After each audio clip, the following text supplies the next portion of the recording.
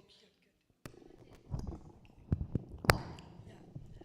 So the passage that we are going to look at is from Ephesians chapter 5, verses 18b. The second part of Ephesians chapter 5, verse 18 ಇದಕ್ಕೆ up to 21.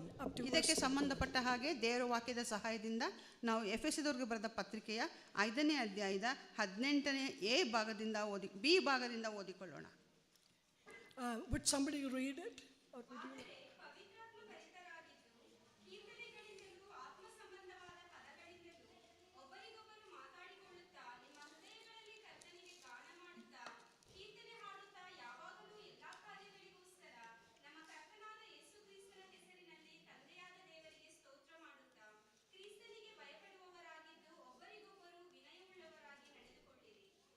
So we are going to talk about what it means to be filled by the Spirit. ಈಗ ನಾವು ಮಾತನಾಡಲಿರುವಂಥ ವಿಷಯ ದೇವರ ಆತ್ಮನಿಂದ ತುಂಬಿಸಲ್ಪಡುವಂಥದ್ದು ಅಂದರೆ ಏನು ಎಂಬುದಾಗಿ.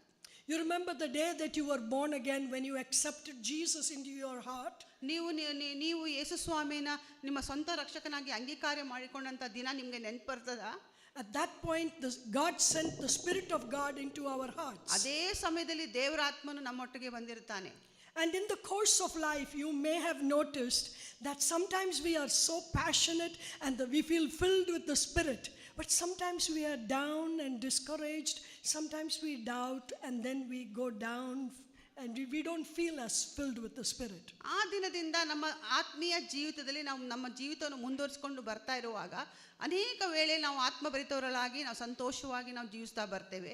ಕೆಲವು ವೇಳೆ ನಾವೇನು ಮಾಡ್ತೇವೆ, ಅದೇ ನಮ್ಗೆ ಕುಂದಿ ಹೋಗ್ತೇವೆ.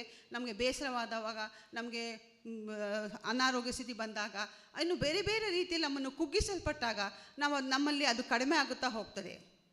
Yes, and here Apostle Paul is telling us to be filled with the Spirit at all times. ಆದ್ದರಿಂದ ಇಲ್ಲಿ ಅಪೊಸ್ತಲನಾದ ಪೌಲನು ಹೇಳ್ತಾ ಇದ್ದಾನೆ, ನೀವು ದೇವರಾತ್ಮನಿಂದ ತುಂಬಿದವರಾಗಿರಿ ಎಂಬುದಾಗಿ. Yes. Now why does he say that we have to be filled with the Spirit? ಯಾಕೆ ಇಲ್ಲಿ ಹೇಳಲ್ಪಟ್ಟಿದೆ ದೇವರಾತ್ಮನಿಂದ ನೀವು ಆತ್ಮ ಸಂಬಂಧವಾಗಿ ತುಂಬಿಸಲ್ಪಡಿ ಎಂಬುದಾಗಿ? What does the Holy Spirit do in our life? ನಮ್ಮ ಜೀವಿತದಲ್ಲಿ ದೇವರಾತ್ಮನು ಯಾವ ಕಾರ್ಯ ಮಾಡ್ತಾನೆ? The Holy Spirit's ministry is to confirm us to the image of the Lord Jesus Christ. ಯೇಸು ಸ್ವಾಮಿಯ ಚಿತ್ರಣವನ್ನು ನಮ್ಮಲ್ಲಿ ತೋರಿಸುವುದೇ ಪವಿತ್ರಾತ್ಮನ ಒಂದು ಕೆಲಸವಾಗಿದೆ. And also to sanctify us. ಮಾತ್ರವಲ್ಲದೆ ನಮ್ಮನ್ನು ಶುದ್ಧೀಕರಿಸಲ್ಪಡುತ್ತದೆ. And that is to prepare us for eternity. ಅದು ನಮ್ಮನ್ನು ನಿತ್ಯತ್ವಕ್ಕೆ ನಮ್ಮನ್ನು ನಡೆಸಲ್ಪಡುತ್ತದೆ. So that we become more like Christ. And when today we heard, when the Lord Jesus comes, when the rapture happens, we will be ready to go. ಹಾಗಾಗಿ ಈ ರೀತಿಯ ನಿತ್ಯತ್ವಕ್ಕೆ ನಮ್ಮನ್ನು ಸಿದ್ಧ ಮಾಡ್ತಾ ಯೇಸು ಸ್ವಾಮಿ ಪಕ್ಕನೆ ಮಧ್ಯಾಕಾಶಕ್ಕೆ ಬರುವಾಗ ನಾವು ಆತನೊಟ್ಟಿಗೆ ಒಯ್ಯಲ್ಪಡುತ್ತೇವೆ. And not only that, ಅದು ಮಾತ್ರ ಅಲ್ಲದೆ while we live on earth, ನಾವು ಭೂಮಿ ಮೇಲೆ ಜೀವಿಸುವಾಗ that we might be filled with the fruit of the Spirit. ನಾವು ಆತ್ಮೀಯ ಫಲದಿಂದ ತುಂಬಿಸಲ್ಪಟ್ಟವರಾಗಿರಬೇಕು. And you know Galatians chapter 5 and verse 22, right? ನಮ್ಮೆಲ್ಲರಿಗೂ ಬಹಳ ಪರಿಚಯ ಇರುವಂತ ವಾಕ್ಯ ಭಾಗ ಗಲಾತ್ಯದವರಿಗೆ ಬರೆದ ಪತ್ರಿಕೆ 5ನೇ ಅಧ್ಯಾಯ 22ನೇ ವಚನ. What are the fruits of the Spirit? Love, joy. ದೇವರಾತ್ಮನ ಫಲಗಳು ಯಾವುದಾಗಿದೆ? ಪ್ರೀತಿ, ನಂಬಿಕೆ. Go ahead. ಯಾ 9 ಫಲಗಳನ್ನ ನಾವು ಓದಬಹುದು. Now when you want me to read? Okay. The fruit of the Spirit is love, joy, peace, patience, kindness, goodness, faithfulness, gentleness, and self-control. ನೋಡಿ, ಪ್ರೀತಿ, ಸಂತೋಷ, ಸಮಾಧಾನ, ದೀರ್ಘ ಶಾಂತಿ, ದಯೆ, ಉಪಕಾರ, ನಂಬಿಕೆ, ಸಾಧುತ್ವ, ಶಮೆದಮೆ ಇಂಥವುಗಳೇ. And even as we are filled with the Spirit, we experience the fruit of the Spirit, and we can live on that is the grace, the benefit of being filled with the Spirit to live upon the face of this earth. ನಾವು ಯಾವಾಗ ದೇವರ ಆತ್ಮನಿಂದ ನಾವು ತುಂಬಿಸಲ್ಪಡ್ತೇವೋ ಆಗ ಈ ಆತ್ಮೀಯ ಫಲವನ್ನು ನಮ್ಮ ಜೀವಿತದಲ್ಲಿ ನಾವು ತೋರಿಸ್ತೇವೆ. ಇದರಿಂದ ನಾವು ದೇವರನ್ನು ಮಹಿಮೆಪಡಿಸುವವರಾಗಿದ್ದೇವೆ. And even as we are filled with the Spirit, we experience the presence and the power of the living God in us and with us. ಈ ರೀತಿಯ ಫಲವನ್ನು ನಮ್ಮ ಜೀವಿತದಲ್ಲಿ ನಾವು ತೋರಿಸುವಾಗ ದೇವರ ಒಂದು ಪ್ರಸನ್ನತೆ ನಾವು ನಮ್ಮ ಕಾರ್ಯರೂಪಗಳಲ್ಲಿ ತೋರಿಸುವವರಾಗಿದ್ದೇವೆ. Because in this world there is so much of trouble. ಯಾಕಂದ್ರೆ ಈ ಲೋಕದಲ್ಲಿ ಬಹಳಷ್ಟು ತೊಂದರೆಗಳು ಉಂಟು, trials, temptations, ಶೋಧನೆ ಉಂಟು, ಕಷ್ಟಗಳು ಉಂಟು, difficulties, problems, conflicts. ನಾನಾ ರೀತಿಯ ತೊಂದರೆಗಳು ನಮ್ಮಲ್ಲಿ ಉಂಟು. And therefore we need to be filled with the Spirit in order to overcome and have a victorious life in and through Christ Jesus. ಹಾಗಾಗಿ ನಮಗೆ ದೇವರಾತ್ಮನ ಫಲ ಮತ್ತು ದೇವರ ಆತ್ಮನು ನಮ್ಮಲ್ಲಿ ಬೇಕು. ನಾವು ಆತ್ಮೀಯವಾಗಿ ಜಯಪ್ರದವಾದ ಕ್ರಿಸ್ತಿಯ ಜೀವಿತವನ್ನು ನಾವು ಮುಂದುವರಿಸಿಕೊಂಡು ಹೋಗ್ಲಿಕ್ಕೆ ನಮಗೆ ದೇವರಾತ್ಮನ ಸಹಾಯ ಬೇಕೇ ಬೇಕು. This is for everybody, but mainly for us sisters. ಇದು ಎಲ್ಲರಿಗೂ ಸಹ, ಅದೇ ಮುಖ್ಯವಾಗಿ ಇವತ್ತು ಸಹೋದರಿಯರಿಗೆ. Now, if you look at verses 19 to 21, you will see 4 action verbs. ಅಲ್ಲಿ ನಾವು 19ನೇ ವಚನದಿಂದ ಮುಂದೆ ವಚನ ನೋಡುವಾಗ ಅಲ್ಲಿ ಕ್ರಿಯಾರೂಪವಾಗಿ ಬರುವಂಥದ್ದು ನಾವು ನೋಡ್ತೇವೆ. Can you see that? What is the first one? First action 19ನೇ verb. ವಚನದಲ್ಲಿ ಏನು ಬರ್ತದೆ ಅಲ್ಲಿ ಕ್ರಿಯೆ ಆಗಿದ್ದು. Next S, What did she say? Next words. Okay. Sing songs, I praises. Praises, sing. Okay. Speaking to one another with psalms and hymns and spiritual songs. That is the first one, right? ಮೊದಲನೇದಾಗಿ ಈ ರೀತಿಯಾಗಿ ನಾವು ಆತ್ಮಭರಿತರಾಗಿ ತುಂಬಿಸಲ್ಪಟ್ಟಾಗ ನಮ್ಮ ದೇಹದ ಮುಖಾಂತರ ಬರುವಂಥ ಕಾರ್ಯಗಳು ಏನಪ್ಪ ಅಂತ ಹೇಳಿದ್ರೆ, ಮೊದಲನೇದಾಗಿ ನಾವು ಕೀರ್ತನೆಗಳಿಂದ ನಾವು ದೇವರನ್ನ ಸ್ತುತಿಸುವಂಥವರಾಗಿರ್ತೇವೆ. And the second one is singing and making music in your heart to the Lord. ಎರಡನೇದಾಗಿ ನಮ್ಮ ಹೃದಯದಿಂದ ಹಾಡುಗಳನ್ನು, ಸಂಗೀತಗಳನ್ನು ನಾವು ಹಾಡುವಂಥವರು ಆಗಿರುತ್ತೇವೆ. And the third thing that Apostle Paul tells us within these verses is giving thanks to always to God the Father through Jesus Christ for everything. ಮೂರನೇದಾಗಿ ಪೌಲನ ಪ್ರಕಾರ ನಾವು ಯಾವಾಗಲೂ ದೇವರಿಗೆ ಸ್ತೋತ್ರವನ್ನು ಸಲ್ಲಿಸುವರಾಗಿರುತ್ತೇವೆ. And the fourth thing is submit to one another out of reverence for Christ. ನಾಲ್ಕನೇದಾಗಿ ಮತ್ತು ಕೊನೆಯದಾಗಿ ನಾವು ಒಬ್ಬರಿಗೊಬ್ಬರು ನಾವು ಒಪ್ಪಿಸಿಪಟ್ಟವರಾಗಿ, ಒಬ್ಬರಿಗೊಬ್ಬರು ನಾವು ಕ್ಷಮಿಸುವವರಾಗಿ ನಾವು ಜೀವಿಸುವಂತರಾಗಿರುತ್ತೇವೆ. Beloved, these commands, if followed to the letter, will give us great joy and peace and strength to face life and also to be prepared for eternity. ಈ ರೀತಿಯಾಗಿ ಇಲ್ಲಿ ಪೌಲನು ಬರೆದಂಥ ಈ ವಿಷಯಗಳನ್ನ ನಾವು ಅಭ್ಯಾಸ ಮಾಡುವಾಗ, ಪವಿತ್ರಾತ್ಮ ಭರಿತರಾಗಿ ನಮ್ಮ ಕ್ರಿಯೆ ರೂಪದಲ್ಲಿ ನಮ್ಮ ಶರೀರದಲ್ಲಿ ನಾವು ತೋರಿಸುವಾಗ ದೇವರು ಮಹಿಮೆ ಹೊಂದುತ್ತಾನೆ, ನಮಗೂ ಎಷ್ಟೋ ಸಂತೋಷ ಉಂಟಾಗ್ತದೆ. I call these as 4 constants. How do you explain? ಈ ನಾಲ್ಕನ್ನು ನಾವು ಮುಂದುವರಿಯುವಂಥದ್ದನ್ನ ನೋಡ್ತೇವೆ, ಮುಂದುವರಿಯುತ್ತಾ ಇರೋದಂತ ಒಂದು Throughout your life. ನಮ್ಮ ಜೀವನ ಪೂರ ಇದು ಮುಂದುವರಿಯುತ್ತದೆ. Don't forget it, it's very important. ಇದನ್ನು ಎಂದಿಗೂ ಮರೆಯಬೇಡಿ, ಇದು ಬಹಳ ಮುಖ್ಯವಾದದ್ದು. Many people have wondered, what does it mean? ತುಂಬಾ ಜನ ಇದೇನಪ್ಪ ಇದು, ಹೇಗೆ ಇದು ಅಂತ ಅನ್ಕೊಳ್ತಾರೆ. Even I didn't know, but as I spent time with the Lord, and the Lord just opened one by one to me, and so I'm sharing that with you. ಇದನ್ನು ನನಗೂ ಸಹ ಗೊತ್ತಿರಲಿಲ್ಲ, ಆದರೆ ನಾನು ಕರ್ತನ ಮುಂದೆ ಕುಳಿತು ನನ್ನ ಹೃದಯವನ್ನು ಬಿಚ್ಚಿ ದೇವರಿಗೆ ಕೇಳಿಕೊಂಡಾಗ ದೇವರು ಒಂದೊಂದಾಗಿ ನನಗೆ ಅರ್ಥ ಮಾಡಿಸಿದನು. So the 4 constants are speaking. So ಇಲ್ಲಿ 4 ಮುಂದುವರಿಯುವಂಥ ಸಂಗತಿಗಳು. ಮೊದಲನೇದಾಗಿ ಮಾತನಾಡುವಂಥದ್ದು, Second is singing. ಎರಡನೇದು ಹಾಡುವಂಥದ್ದು, Third is giving thanks. ಮೂರನೇದಾಗಿ ಸ್ತೋತ್ರ ಕೊಡುವಂಥದ್ದು, And the fourth is submitting. ಮತ್ತೆ ನಾಲ್ಕನೇದಾಗಿ ಒಬ್ಬರಿಗೊಬ್ಬರು ಸಮರ್ಪಿಸಿಕೊಳ್ಳುವಂಥದ್ದು. We are going to discuss the 4 of these. ಈಗ ನಾವು 4 ಭಾಗವನ್ನು ನಾವು ಅಭ್ಯಾಸ ಮಾಡೋಣ. So first one is speaking. ಮೊದಲನೇದಾಗಿ ಮಾತನಾಡುವಂಥದ್ದು. And these 4 constants, by the way, give us great power in our Christian life. ಈ ನಮ್ಮ ಕ್ರೈಸ್ತಿಯ ಜೀವಿತದಲ್ಲಿ ಇದು ನಮಗೆ ಬಹಳ ಶಕ್ತಿಯನ್ನು ಕೊಡುವಂಥದ್ದಾಗಿದೆ. Amen. Yeah. Amen. Speaking to one another with psalms, hymns and spiritual songs. ಹೀಗೆ ನಾವು ಒಬ್ಬರಿಗೊಬ್ಬರು ಹಾಡನ್ನು ಹಾಡುವಂಥದ್ದು, ಸ್ತೋತ್ರ ಕೊಡುವಂಥದ್ದು, ಕೀರ್ತನೆಗಳಿಂದ ಆತನು ಸ್ತುತಿಸುವಂಥದ್ದು ಆಗಿರುತ್ತದೆ. So you might wonder what it is. What do you mean by speaking to one another in psalms, hymns and spiritual songs? ನೀವು ಅನ್ಕೊಳ್ಬಹುದು, ಇದು ಹೇಗೆ ಸಾಧ್ಯ, ಯಾವ ರೀತಿ ನಾವು ಕೀರ್ತನೆಗಳಿಂದ, ಹಾಡುಗಳಿಂದ, ಸ್ತೋತ್ರ ಕೊಡೋದ್ರಿಂದ ಒಬ್ಬರಿಗೊಬ್ಬರು ನಾವು ಮಾತಾಡ್ಕೊಳ್ಬಹುದು ಎಂಬುದಾಗಿ. I'm about to explain that. ನಾನು ಈಗ ಅದನ್ನು ವಿವರಿಸ್ತೇನೆ ನಿಮಗೆ. So, but remember, even as you read the Bible, ನೀವು ಸತ್ಯವೇದವನ್ನು ಓದುವಾಗ God has spoken to us the right way to speak to one another. ನಮಗೆ ಯಾವ ರೀತಿ ಮಾತಾಡಬೇಕು ಎಂಬುದಾಗಿ ದೇವರು ಸರಿಯಾದ ರೀತಿಯಲ್ಲಿ ಅದು ನಮಗೆ ತೋರಿಸಿಕೊಟ್ಟಿದ್ದಾನೆ. Ephesians 4:15 says, speaking the truth in love. ಎಫೆಸರಿಗೆ ಬರೆದ ಪತ್ರಿಕೆ 4ನೇ ಅಧ್ಯಾಯ. Speaking the truth in love. Just explain. ಪ್ರೀತಿಯಿಂದ ಸತ್ಯವನ್ನು ಅನುಸರಿಸುತ್ತಾ ಬೆಳೆದು ಎಂಬುದಾಗಿ ನಾವು ನೋಡ್ತೇವೆ. ಅಂದರೆ ಪ್ರೀತಿಯಿಂದ ನಾವು ಮಾತನಾಡುವಂಥದ್ದು. Yes, so that is the right way to speak. ಅದೇ ಒಂದು ಸರಿಯಾದ ಮಾರ್ಗ. ನಾವು ಮಾತನಾಡುವಾಗ ಪ್ರೀತಿಯಿಂದ ಮಾತನಾಡುವಂಥದ್ದು. Not to speak evil of one another, right? ಕೆಟ್ಟ ವಿಷಯಗಳನ್ನು ಬೇಡವಾದ ವಿಷಯಗಳನ್ನು ಮಾತನಾಡುವುದಲ್ಲ, but speaking the truth in love. ಸತ್ಯವಾಗಿ ಪ್ರೀತಿಯಿಂದ ಸತ್ಯವನ್ನೇ ಮಾತನಾಡುವಂಥದ್ದು. Ephesians 4:29 says, speak to edify and build others up. ಅದೇ 4ನೇ ಅಧ್ಯಾಯದ 29ನೇ ವಚನ ನಾವು ನೋಡುವಾಗ ಭಕ್ತಿಯನ್ನು ವೃದ್ಧಿ ಮಾಡುವಂತ ಮಾತುಗಳು and build others up. ಇನ್ನೊಬ್ಬರನ್ನು ಭಕ್ತಿಯಲ್ಲಿ ಬೆಳೆಸುವಂತದ್ದು, and ಹಿತಕ್ಕಾಗಿ ಮಾತಾಡುವಂತದ್ದು. In other places it says be slow to anger. ಇನ್ನೊಂದು ಕಡೆ ನಾವು ನೋಡ್ತೀವಿ ಕೆಟ್ಟದಕ್ಕೆ ಕೋಪಕ್ಕೆ ಕಡಿಮೆ ಆಗುವಂತದ್ದು, ಕೋಪ ಮಾಡದೇ ಇರುವಂತದ್ದು. Yes, James chapter 1 and verse 19. ನಾವು ನೋಡ್ತೀವಿ ಯಾಕೋಬನ ಬರೆದ ಪತ್ರಿಕೆ 1:19. Be slow to speak and slow to anger. ಕೆಟ್ಟದಕ್ಕೆ ನಾವು ಕೋಪಕ್ಕೆ ನಾವು. So and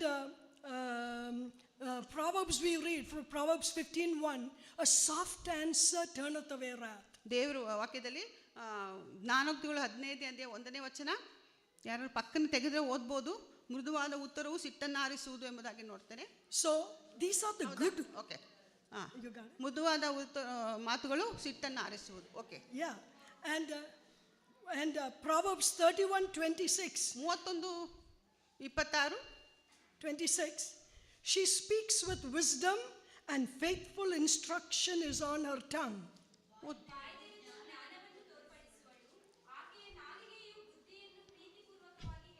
ಆಕೆಯ ನಾಲಿಗೆಯು ಬುದ್ಧಿಯನ್ನು ಪ್ರೀತಿಪೂರ್ವಕವಾಗಿ ಹೇಳುವುದು. Yes, and Proverbs 18:21. 18:21. 18:21. ಜೀವ ಮರಣಗಳು ನಾಲಿಗೆಯ ವಶ. So that's a very important verse. Okay? ಇದು ಬಹಳ ಬಹಳ ಮುಖ್ಯವಾದ ಒಂದು ಮಾತಾಗಿದೆ. We discussed it yesterday also. ನೆನ್ನೆ ದಿನದಲ್ಲಿ ಸಹೋದರರು ಅದನ್ನು ಹೇಳಿದ್ದಾರೆ. Yeah, so we need to speak words of life into the lives of other people. ನಾವು ಇನ್ನೊಬ್ಬರ ಜೀವನದಲ್ಲಿ ನಾವು ಜೀವನ ಉಂಟು ಮಾಡುವಂತ ಮಾತುಗಳನ್ನ ಮಾತಾಡಬೇಕು. So you see, the scripture is full of instructions and commandments how to speak and do right. ನಾವೀಗ ನೋಡಿದಂತ ಸತ್ಯವೇದದ ಭಾಗಗಳಲ್ಲಿ ನಾವು ನೋಡುವಂತ ಸಂಗತಿ, ದೇವರ ವಾಕ್ಯವು ಯಾವ ರೀತಿ ನಾವು ಜೀವನ ಉಂಟು ಮಾಡುವಂತ, ಇನ್ನೊಬ್ಬರಿಗೆ ಒಳ್ಳೆಯದನ್ನು ಉಂಟು ಮಾಡುವಂತ ಮಾತುಗಳನ್ನು ಮಾತಾಡಬೇಕೆಂಬುದಾಗಿ ನಮಗೆ ಸಲಹೆ ಕೊಡುತ್ತದೆ. So how can we improve in our speaking? ಹಾಗಾದ್ರೆ ನಮ್ಮ ಮಾತುಗಳನ್ನು ನಾವು ಯಾವ ರೀತಿ ಇಂಪ್ರೂವ್ ಮಾಡ್ಕೊಳ್ಬೇಕು? Even as you read your Bible, ನೀವು ನಿಮ್ಮ ಸತ್ಯವೇದನ್ನು ಓದುವಾಗಲೂ, whenever you see the words how to speak right, the right way to speak, ಹೇಗೆ ನಾವು ಒಳ್ಳೆ ರೀತಿಯಲ್ಲಿ ಮಾತಾಡಬೇಕೆಂಬುದಾಗಿ ತಿಳ್ಕೊಂಡ್ರು, write it down. ನೀವು ಅದನ್ನ ಬರ್ಕೊಳ್ಳಿ.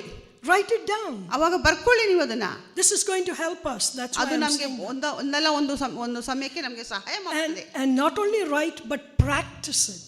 Practice speaking the right ways. ಅದು ಒಂದು ಹಾಳೆಯಲ್ಲಿ ಬರ್ಕೊಳ್ಳೋದು ಮಾತ್ರ ಅಲ್ಲದೆ ಅದನ್ನ ನಮ್ಮ ಜೀವಿತದಲ್ಲಿ ಅಭ್ಯಾಸ ಮಾಡಲು ಪ್ರಾರಂಭಿಸಿ. Because God has commanded us to do what is right, to speak right. ದೇವರು ಕೊಟ್ಟಂತ ಆಜ್ಞೆ ನಾವು ಯಾವುದು ಸತ್ಯವೋ ಅದನ್ನೇ ಆಡಬೇಕೆಂಬುದಾಗಿ. And God will help us to really, and God will be so pleased when we speak and do the things in the right manner. ನಾವು ಸರಿಯಾದ ರೀತಿಯಲ್ಲಿ ಒಳ್ಳೆಯ ರೀತಿಯಲ್ಲಿ ಮಾಡಬೇಕೆಂಬುದಾಗಿ ದೇವರ ಚಿತ್ತ ಕೂಡ ಆಸೆ ಕೂಡ ಆಗಿದೆ. When your children do things that are right, aren't you happy? ದೇವರು ನಿಮ್ಮ ಮಕ್ಕಳು ತಪ್ಪು ಮಾಡಿದ್ರೆ ನೀವು ಇಷ್ಟಪಡ್ತೀರಾ? ಇಲ್ಲ. But when they do right, aren't you happy? ಹಾಗಾದ್ರೆ ಅವರು ಸರಿಯಾದ ಮಾರ್ಗದಲ್ಲಿ ಹೋಗ್ತಾ ಇದ್ರೆ, ನಿಮ್ಮ ಮಾತನ್ನು ಕೇಳಿಸ್ಕೊಳ್ತಾ ಇದ್ರೆ ನಿಮಗೆ ಸಂತೋಷ ಇದೆ ಅಲ್ವಾ? When they obey you, aren't you happy? ನಿಮಗೆ ಅವರು ವಿಧೇಯರಾಗಿ ಜೀವಿಸುವಾಗ ನಿಮಗೆ ಸಂತೋಷ ಇದೆ ಅಲ್ವಾ? Beloved sisters, it is very important that we follow the commandments, obey the commandments of the Lord. ಇದು ಬಹಳ ಮುಖ್ಯ ಸಹೋದರಿಯರಿಗೆ, ನಮಗೆ ಏನೆಂದರೆ ದೇವರ ಆಜ್ಞೆಗೆ ವಿಧೇಯರಾಗುವಂಥದ್ದು. I'm telling you from the bottom of my heart. ಆಳವಾದ ಹೃದಯದಿಂದ ನಿಮಗೆ ಹೇಳ್ತಾ ಇದ್ದೇನೆ. I have experienced it that when we obey God's word, ನಾವು ಯಾವಾಗ ದೇವರ ವಾಕ್ಯವನ್ನ ಆಜ್ಞೆ ಒಳಪಡ್ತೇವೋ, ವಿಧೇಯರಾಗ್ತೇವೋ, He is so pleased with us. ನಮ್ಮನ್ನು ನೋಡಿ ಆತನು ಬಹಳ ಸಂತೋಷ ಪಡುವನಾಗಿದ್ದಾನೆ. And He will bless us for doing so. ಆಶೀರ್ವದಿಸ್ತಾನೆ. and He will increase the fullness of the Spirit of God in us.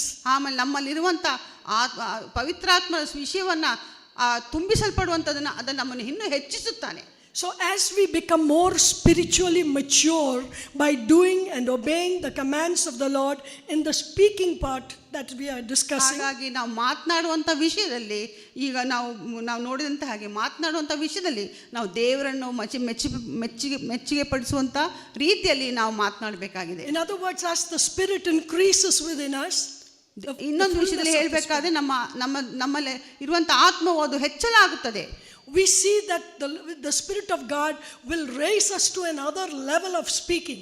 ಹಾಗಾಗಿ ನಾವು ಮಾತನಾಡುವಂಥ ಒಳ್ಳೆಯ ಸಂಗತಿಗಳನ್ನು ನಾವು ಇನ್ನೂ ಹೆಚ್ಚು ಒಳ್ಳೆಯ ಸಂಗತಿಗಳಾಗಿ ಮಾತಾಡುವಂತೆ ಇನ್ನೂ ಒಳ್ಳೆಯ ರೀತಿಯಲ್ಲಿ ಮಾತನಾಡುವಂತೆ ನಮ್ಮ ಆತ್ಮ ನಮಗೆ ಸಹಾಯ ಮಾಡ್ತದೆ. And that's what is called speaking in psalms and songs and spiritual songs and hymns. ಅದೇ ಹೇಳುವಂಥದ್ದು ಆತ್ಮೀಯ ಸಂಗೀತಗಳಿಂದ ಕೀರ್ತನೆಗಳಿಂದ ನಾವು ಹಾಡುವಂಥದ್ದು. What does that mean again? ಮತ್ತೆ ನಾನು ನಿಮಗೆ ತಿಳಿಸ್ತೀನಿ ಅದರ ಅರ್ಥ ಏನು.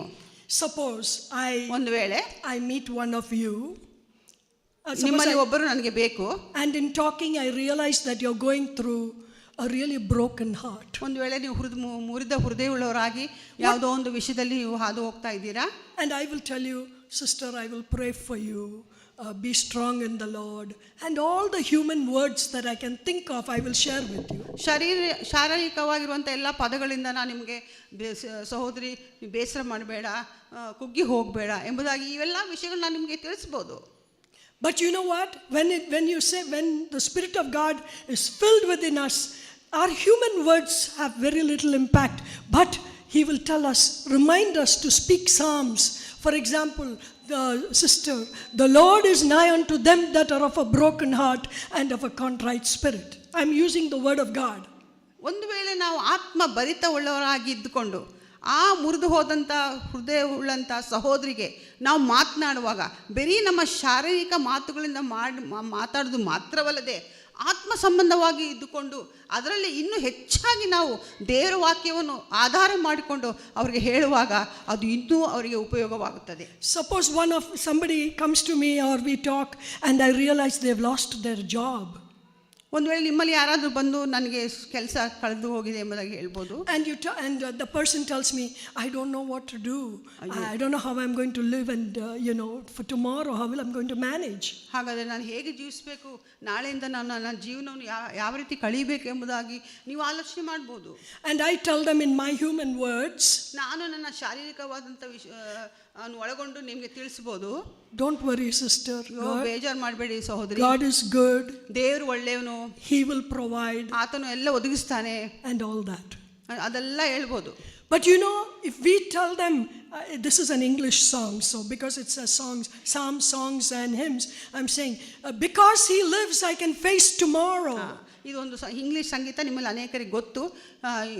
ಇವತ್ತು ನಾನು ದೇವರಲ್ಲಿರೋದ್ರಿಂದ ನಾನು ನಾಳೆಯ ದಿನವನ್ನು ನೋಡ್ಬೋದು ಎಂಬುದಾಗಿ.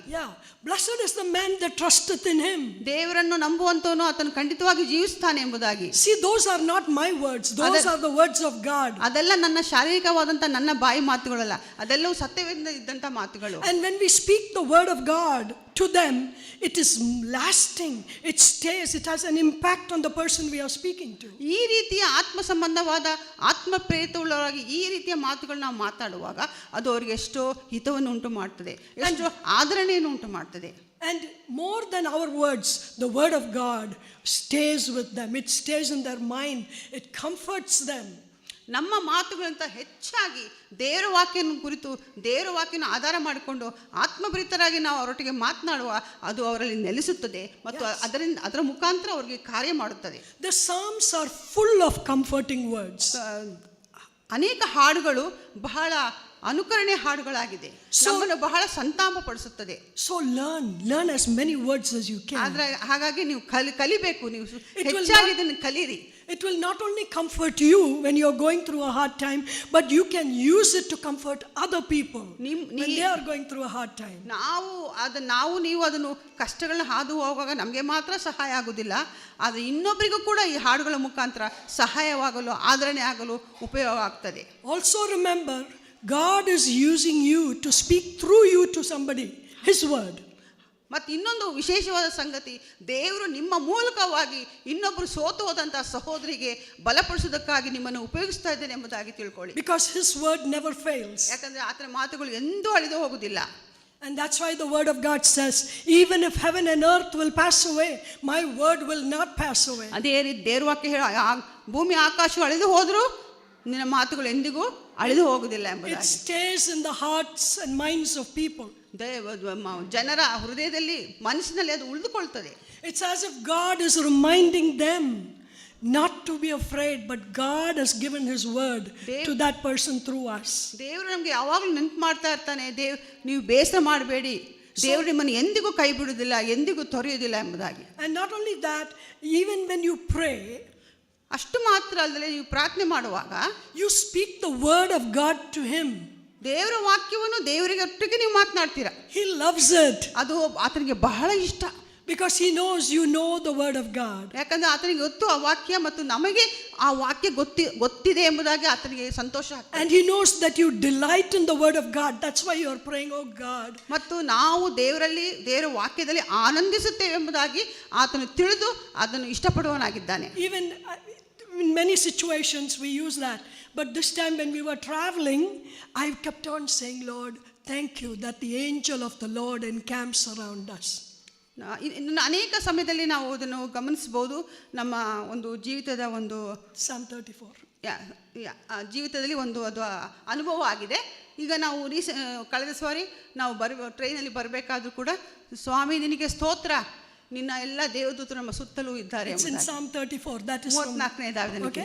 So what I'm saying is, even in our walking, in our talking, in our traveling, in whatever way where we are, use the word of God to comfort ourselves and to pray the word of God to God, because He keeps His promises.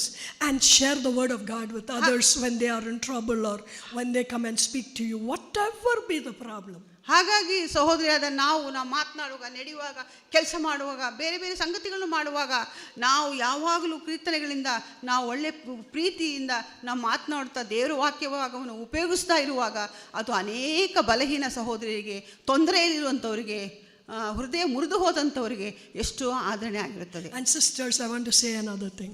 ಇನ್ನೊಂದು ವಿಷಯ ಸಹೋದರಿ ನಿಮಗೆ ತಿಳಿಸ್ತೇನೆ. I learned it a little too late, but I'm sharing so that even when you're young, and if you have children, and if you're married, you have a husband, speak the word of God to them. ನಾನು ಬಹಳ ಲೇಟಾಗಿ ಇದನ್ನು ಕಲ್ತ್ಕೊಂಡೆ.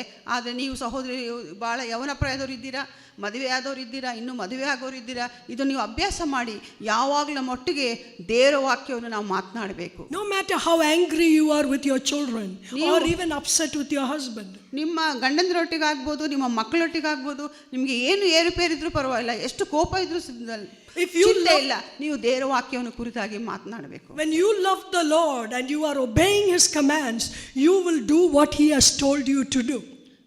ನೀವು ಯಾವಾಗ ದೇವರ ಆಜ್ಞೆಗೆ ವಿಧೇಯರಾಗ್ತಿರೋ ಆವಾಗ ನೀವು ಇದನ್ನು ಮಾಡ್ತೀರಾ. Speak the word of God even to your husband, even when you are upset with him. ಒಂದು ವೇಳೆ ನಿಮಗೆ ಬೇರೆ ಆದಾಗ ಕೂಡ ನಿಮ್ಮ ಗಂಡಂದಿರೊಟ್ಟಿಗೆ ನೀವು ದೇವರ ವಾಕ್ಯವನ್ನು ಮಾತಾಡಿ. There are many verses in the Psalms, in songs, in spiritual songs and hymns. In so many places the word of God is very powerful. Speak to Him. And you know what? Your life and both your lives will be tremendously blessed. ದೇವರ ವಾಕ್ಯವನ್ನು ಒಳಗೊಂಡಂಥ ಅನೇಕ ಕೀರ್ತನೆಗಳು, ಸಂಗೀತಗಳು ನಮ್ಮ ಸುತ್ತಲೂ ಬಹಳ ಉಂಟು. ಅದನ್ನು ತೆಗೆದು ನಾವು ಮಾತನಾಡುವಾಗ ನಮಗೂ ಸಂತೋಷ ಆಗ್ತದೆ, ವಾತಾವರಣವು ಸಂತೋಷ ಆಗ್ತದೆ, ದೇವರಿಗೆ ಮಹಿಮೆ ಆಗ್ತದೆ. Even if you don't feel like saying something nice to your husband, because you love the Lord, you are going to obey the Lord by doing the right thing, and that is to speak psalms and hymns. ಒಂದು ವೇಳೆ ಯಾವಾಗಲೂ ಅದು ಒಳ್ಳೆಯ ರೀತಿಯಲ್ಲೇ ಇರ್ತದೆ ಎಂಬುದಾಗಿ ಹೇಳಲಿಕ್ಕಿಲ್ಲ, ಯಾವಾಗಲೂ ಸಕಾರಾತ್ಮಕವಾಗಿ ಇರ್ತದೆ ಎಂಬುದಾಗಿ ಹೇಳಲಿಕ್ಕಿಲ್ಲ. ಎಲ್ಲ ಸಂದರ್ಭದಲ್ಲೂ ಕೂಡ ನಾವು ದೇವರ ವಾಕ್ಯವನ್ನು ಅವರಿಗೆ ಹೇಳಬೇಕಾಗ್ತದೆ. Because our relationship with God is more closer than even our husband or children or anything. ಯಾಕಂದರೆ ನಮಗೆ ನಮ್ಮ ಗಂಡಂದಿರ ಜೊತೆಗೂ ಮಕ್ಕಳ ಜೊತೆಗೂ ಇರುವಂಥ ಸಂಬಂಧಕ್ಕಿಂತ ಬಹಳ ಹೆಚ್ಚಾಗಿರುವಂಥ ಸಂಬಂಧ ನಮ್ಮ ಕರ್ತನಾದ ಯೇಸುವಿನೊಟ್ಟಿಗೆ. And that's how you show your love to the Lord. ಹಾಗಾಗಿ ಆ ಪ್ರೀತಿಯನ್ನು ನಾವು ಇಲ್ಲಿ ತೋರಿಸಬೇಕಾಗ್ತದೆ. In the way you speak, in the way you speak. ನಾವು ಮಾತನಾಡುವಂಥ ರೀತಿಯಲ್ಲಿ. So use the word of God. You speak the word of God even to your husband ಹಾಗಾಗಿ- and to your children. ಹಾಗಾಗಿ ನಾವು ಯಾವಾಗಲೂ ದೇವರ ವಾಕ್ಯವನ್ನೇ ಮಾತಾಡಬೇಕು. You know what it will do to your ಮಕ್ಕಳಿಗೂ children? ಸಹ. Even you know what it will do to your children Pardon? and your husband? Pardon? Do you know what it will do to your children? and ಒಂದು ವೇಳೆ ಈ ರೀತಿಯಾಗಿ ನೀವು ಮಾತನಾಡುವಾಗ ಅವರಲ್ಲಿ ಏನು ಕಾರ್ಯ ಆಗ್ತದೆ ಗೊತ್ತಾ ನಿಮಗೆ? It will change their life. It will ಅವರ transform them. ಅವರ ಜೀವನವು ಬದಲಾಗ್ತದೆ. Yeah. We have problems with children and all kinds of things are happening when we live in this world. ನಾವು ಈ ಲೋಕದಲ್ಲಿ ಜೀವಿಸುವಾಗ ಕುಟುಂಬದಲ್ಲಿ ಮಕ್ಕಳೊಟ್ಟಿಗೆ ಗಂಡಂದರೊಟ್ಟಿಗೆ ಅನೇಕ ಸಮಸ್ಯೆಗಳು ಎದುರುಗೊಳ್ತಾ ಇರ್ತದೆ. But I'm requesting you prayerfully try this method that Apostle Paul has given to us in Ephesians chapter 5 and verse ಹಾಗಾಗಿ 18. ಅಪೊಸ್ತಲನಾದ ಪೌಲನು ಎಫೆಸದವರಿಗೆ ಬರೆದ ಪತ್ರಿಕೆ 5ನೇ ಅಧ್ಯಾಯದಲ್ಲಿ ಆತನು ತಿಳಿಸಿರುವ ಪ್ರಕಾರ ನಾವು ಈ ರೀತಿಯಾಗಿ ಆತ್ಮಭರಿತರಾಗಿ ನಾವು ದೇವರ ವಾಕ್ಯವನ್ನು ಮಾತನಾಡುವಾಗ ದೇವರು ಉತ್ತಮವಾದ ಕಾರ್ಯವನ್ನು ಮಾಡುವನಾಗಿದ್ದಾನೆ. And it is said that be filled with the Spirit always, constantly. ಮತ್ತು ಯಾವಾಗಲೂ ಆತ್ಮಭರಿತವುಳ್ಳವರಾಗಿರಿ ಎಂಬುದಾಗಿ ದೇವರ ವಾಕ್ಯ ಹೇಳ್ತದೆ. I hope that will be a blessing to you. Try that, please. ಇದನ್ನು ನಾವು Because I ಅಭ್ಯಾಸ- want our sisters to be doing exactly what God wants us to do so that our lives will be blessed, our children's lives will be changed completely, and they will be drawn unto the Lord when they see their mom speaking to dad and speaking to them in the way that Apostle Paul has said, speaking psalms and hymns and spiritual songs. ಹಾಗಾಗಿ ಇದನ್ನು ನಾವು ಆತ್ಮಭರಿತವರೊಳಗಾಗಿ ನಾವು ಇದನ್ನು ಯಾವಾಗಲೂ ಮಾಡುವಾಗ ಎಲ್ಲ ಸಂದರ್ಭಗಳಲ್ಲಿಯೂ ಎಲ್ಲ ಪರಿಸರಗಳಲ್ಲಿಯೂ ನಾವು ಮಾಡುವಾಗ ದೇವರು ಖಂಡಿತವಾಗಿ ಮಾತನಾಡ್ತಾನೆ. ಮತ್ತು ಪೌಲನು ಬರೆದ ರೀತಿಯಲ್ಲಿ ನಮಗೆ ಯಾವಾಗಲೂ ನಮ್ಮ ಕುಟುಂಬಗಳಿಗೆ ಸಮಾಧಾನ And I ಸಂತೋಷ ಇರ್ತದೆ. I'm humbly saying, ನಾನು ನಿಮಗೆ ಬಹಳ ವಿಧೇಯತೆಯಿಂದ ಕೇಳ್ಕೊಳ್ಳುವಂಥದ್ದು, even if you have to speak to people who don't like you, ಒಂದು ವೇಳೆ ನಿಮಗೆ ಇಷ್ಟ ಇಲ್ಲದವರೊಟ್ಟಿಗೆ ನೀವು ಮಾತನಾಡಬೇಕಾದ್ರೆ you just speak psalms and hymns and spiritual songs to them. Words of those songs, words of psalms, when you speak to them, you know what? You will be reconciled and your relationship will be transformed. ನಮ್ಮನ್ನು ಇಷ್ಟಪಡದೇ ಇರುವಂಥವರೊಟ್ಟಿಗೆ ನಾವು ಮಾತನಾಡುವಾಗ ಈ ರೀತಿಯಾಗಿ ಆತ್ಮಭರಿತರಾಗಿ ನಾವು ಕೀರ್ತನೆಯಿಂದಲೂ ಸಂಗೀತಗಳಿಂದ ಇರುವಂಥ ದೇವರ ವಾಕ್ಯವನ್ನು ಅವರೊಟ್ಟಿಗೆ ಮಾತನಾಡುವಾಗ ಅದು ಎಷ್ಟು ಉಪಕಾರಿ ಆಗ್ತದೆ. Even if you don't feel like, do it for God. ನಿಮಗೆ ಇಷ್ಟ ಇಲ್ಲ ಆದಾಗ್ಯೂ ಕರ್ತನಿಗೋಸ್ಕರ ಅದನ್ನು ಮಾಡಬೇಕು. Because he loves you and you love him. ಯಾಕಂದರೆ ಆತನು ನಮ್ಮನ್ನು ಪ್ರೀತಿಸ್ತಾನೆ, ನಾವು ಆತನನ್ನು ಪ್ರೀತಿಸ್ತೇವೆ. Yes. When you do that, you will see a tremendous blessing in your life. And your life, your husband's life, your children's life, everything will be changed. ನಾವು ಇದನ್ನು ಮಾಡುವಾಗ ಖಂಡಿತವಾಗಿಯೂ ದೇವರು ಅದ್ಭುತ ಕಾರ್ಯಗಳನ್ನು ನಮ್ಮ ಮಧ್ಯದಲ್ಲಿ ಕುಟುಂಬಗಳಲ್ಲಿ ಮಾಡುವನಾಗಿದ್ದಾನೆ. Because God has placed you in your family. ಯಾಕಂದರೆ ದೇವರು ನಮ್ಮ ಕುಟುಂಬವನ್ನು ಎಬ್ಬಿಸಿರುತ್ತಾನೆ. And God has placed you in the church. ಮತ್ತು ನಮ್ಮನ್ನು ದೇವರು ನಮ್ಮ ಕುಟುಂಬವನ್ನಾಗಿ ಸಭೆಯಲ್ಲಿ ಇಟ್ಟಿದ್ದಾನೆ. You are a mother to your children. ನಮ್ಮ ಮಕ್ಕಳಿಗೆ ನಾವು ತಾಯಿಯಾಗಿದ್ದೇವೆ. You are a wife to your husband. ನಮ್ಮ ಗಂಡಂದರಿಗೆ ನಾವು ಹೆಂಡತಿಯರಾಗಿದ್ದೇವೆ. You are to be a suitable helper to your husband. The Bible has said that, right? ದೇವರ ವಾಕ್ಯ ಹೇಳೋ ಪ್ರಕಾರ ನಾವು ಸರಿಯಾದ ಸಹಕಾರಿಯಾಗಿ ನಾವು ನಮ್ಮ ಗಂಡಂದರಿಗಿದ್ದೇವೆ. So when you speak the right words filled with the Spirit, you are building him up. ಹಾಗಾಗಿ ನಾವು ಆತ್ಮಭರಿತವುಳ್ಳವರಾಗಿ ನಾವು ಸರಿಯಾದದ್ದನ್ನೇ ನಾವು ಮಾತನಾಡುವಾಗ ನಮ್ಮ ಒಂದು ರಿಲೇಶನ್ಶಿಪ್ ಎಂಬುದಾಗಿ you don't want to break him ನಮ್ಮ down. ರಿಲೇಶನ್ಶಿಪ್ ಅದು ಬಲವಾಗುತ್ತದೆ, ಬೆಳೆಯುತ್ತದೆ. Yeah. That's why Proverbs 18:21 says, you know, when the power of the tongue, in the power of the tongue there is life and death. ಜೀವ ಮರಣಗಳು ಎಂಬುದಾಗಿ ಅದಕ್ಕೆ ಜ್ಞಾನೋಕ್ತಿಗಳು 18. Please use only life words for your husband, your children and the people you meet. ಹಾಗಾಗಿ ನಾವು ಮಾತನಾಡುವಂತೂ ನಮ್ಮ ಕುಟುಂಬದವರಿಗೆ, ನಮ್ಮ ಗಂಡಂದರಿಗೆ ಮತ್ತು ನಮ್ಮ ಮಕ್ಕಳಿಗೆ. Even if you don't feel like it. ಈ ಮಾತಾಡಲಿಕ್ಕೆ ಇಷ್ಟ ಇಲ್ಲದಿದ್ರೂ ಕೂಡ ನಾವು ಇದನ್ನು ಮಾಡಿಯೇ ತೋರಿಸಬೇಕಾಗ್ತದೆ. For the glory of God. ದೇವರ ಮಹಿಮೆಗೋಸ್ಕರವಾಗಿ. For the glory of God. ದೇವರ ಮಹಿಮೆಗೋಸ್ಕರ. Okay. Now we'll go to the next point, and ಎರಡನೇ ವಿಷಯಕ್ಕೆ ನಾವು ಹೋಗೋಣ. And that is singing and making music in your heart to the Lord. ಹಾಡುವಂಥದ್ದು ಮತ್ತು ಸಂತೋಷ ಪಡುವಂಥದ್ದು. ದೇವರ ವಾಕ್ಯದಲ್ಲಿ ನಾವು ಓದ್ತೀವಿ ನೋಡಿ, 5ನೇ ಅಧ್ಯಾಯದ 19ನೇ ವಚನದಿಂದ.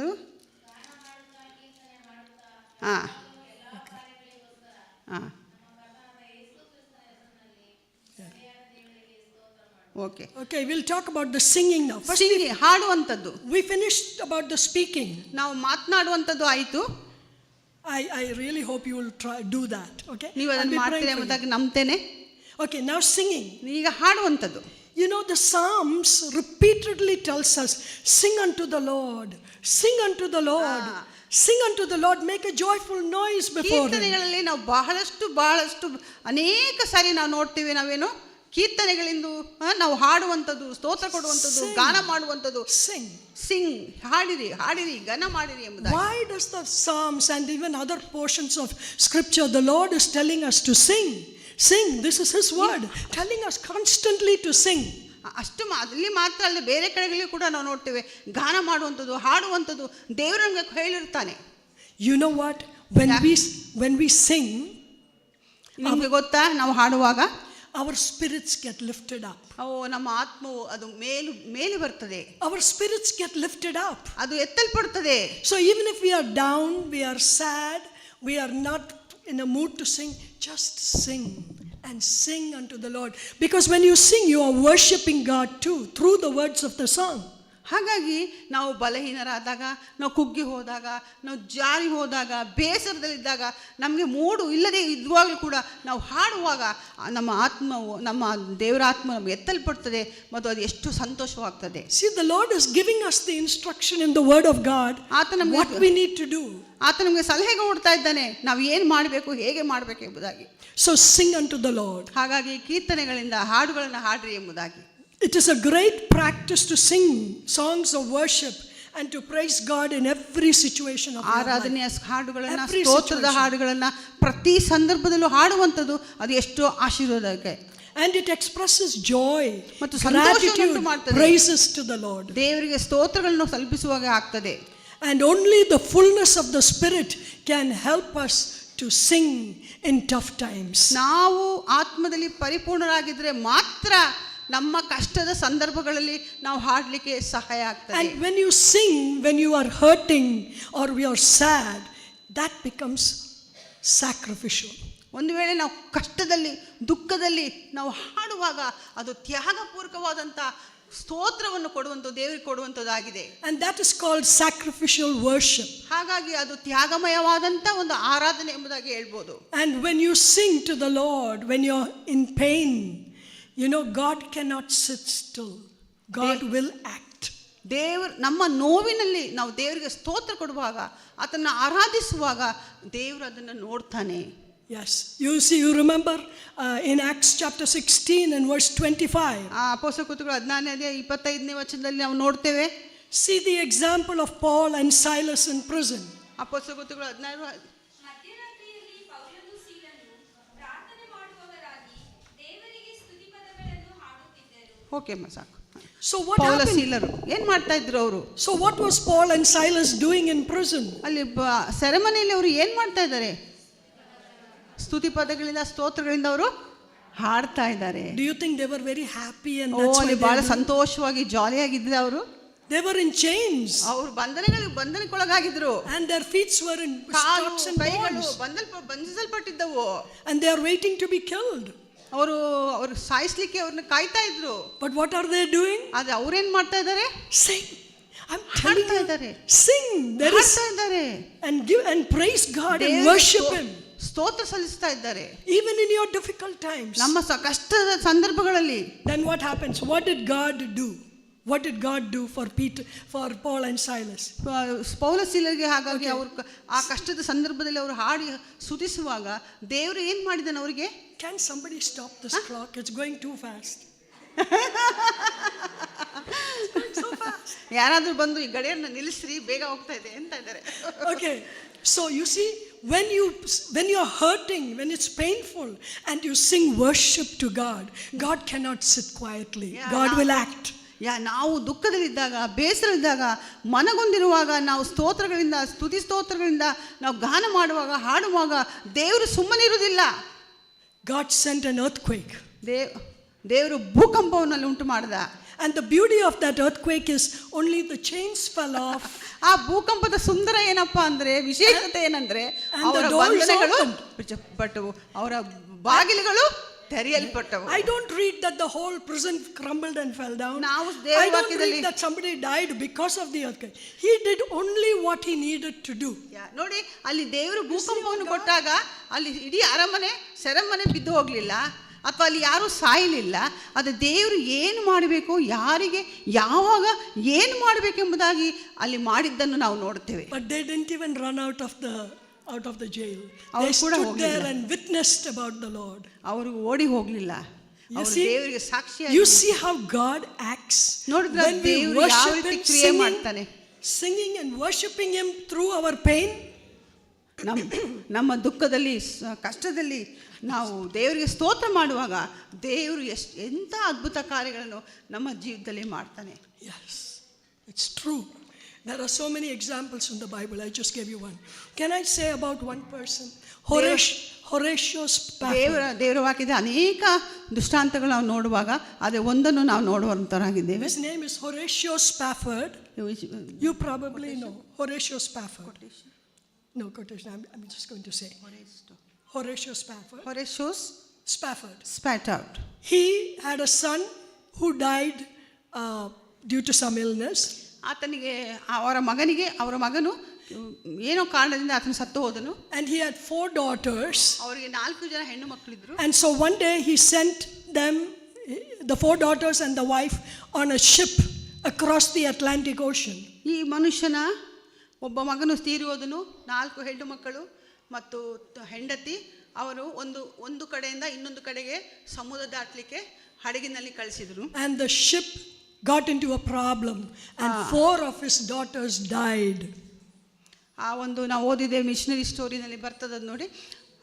ಆಗ ಅವರು ಹಡಗನ್ನು ದಾಟುವಾಗ ಮಧ್ಯಭಾಗದಲ್ಲಿ ಶಿಪ್ಪಿಗೆ ತೊಂದರೆ ಆಗಿ ಹಡಗಿಗೆ ತೊಂದರೆ ಆಗಿ 4 ಹೆಣ್ಣು ಮಕ್ಕಳು ಮತ್ತು ಹೆಂಡತಿ ಅವರು ಅಲ್ಲೇ ತೀರಿ ಹೋದರು. And his wife informed him of what happened. ಆ ಹೆಂಡತಿ She survived. She also died? No, she survived. ಸಾರಿ, ಹೆಂಡತಿ ತೀರೋಗ್ಲಿಲ್ಲ, 4 ಮಕ್ಕಳು ತೀರೋದ್ರು.